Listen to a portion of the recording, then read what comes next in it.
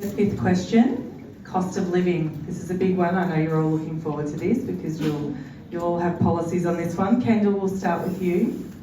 There are significant concerns around the impacts of the increased cost of living. What specific plans does your party have for addressing the impacts? So some of our policies to address the cost of living, and it is one of our big four, is the first one is, you may have seen this week, we announced that we are going to address the patients tax introduced by the Labor government, and this tax is a payroll tax imposed on GPs. So after speaking to so many GPs around Caloundra, the only outcome of this patients tax is that the cost of visiting a GP will increase. As bad as some GPs have even said it would then be unsustainable for them to continue in their business model with their GP practice.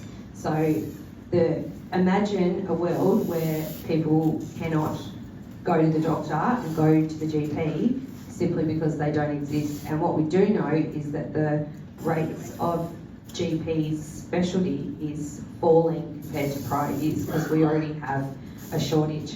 Now, the second way that we're going to address the cost of living and reduce the cost of living for Queenslanders is we are going to make sure the Callide Power Station is maintained under the maintenance guarantee, which has now been offline for over 1,000 days.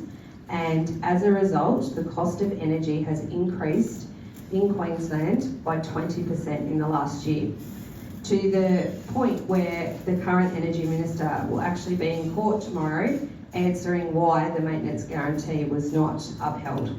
So at the moment, the low cost available energy solution we have is making sure our power stations are maintained so our electricity bills do not continue to skyrocket above and beyond every other state in this country in the last 12 months. And then of course we're going to address youth crime, which means your insurance premiums are going to continue to go through the roof in the biggest increases that we've seen ever before.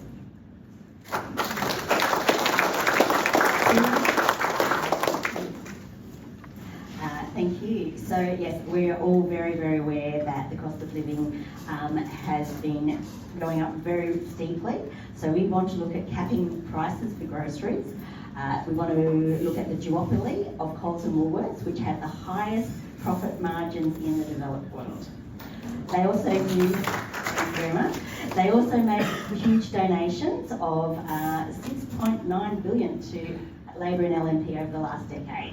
So we know that they don't have any appetite for big changes here, but we can do it.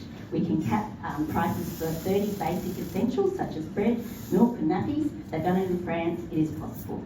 We also want to stop dodgy behaviour, and we've heard about that, those practices by those two big institutions with a fair prices authority.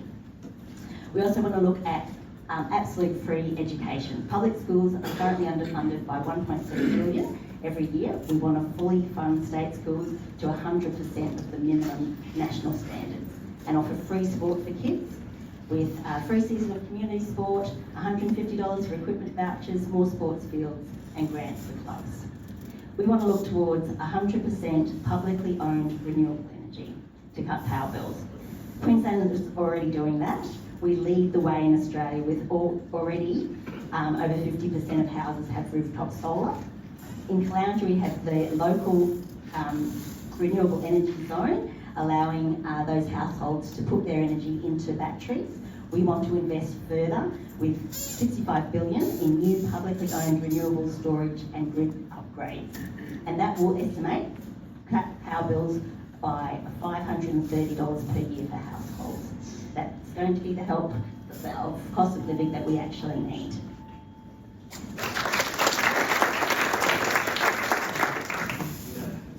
Well, we're already doing it. So free TAFE, 15 hours of free kindy makes a huge difference for most families.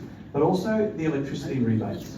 The electricity rebates are so good that I've had pensioners come into my office and break down saying thank you. And that's not an exaggeration. I had a bloke called Les come in and he tried to say thank you 3 times and couldn't finish the sentence because it was making such a difference to him, all funded by progressive coal royalties that the LNP can't match because they don't back them. The Rego rebate is which we're rolling out now and will continue for the next 12 months. The 50-cent the 50-cent fares for public transport. That is also having a massive impact on people and commuters. I wasn't sure how it would go in Caloundra, but it's gone really, really well.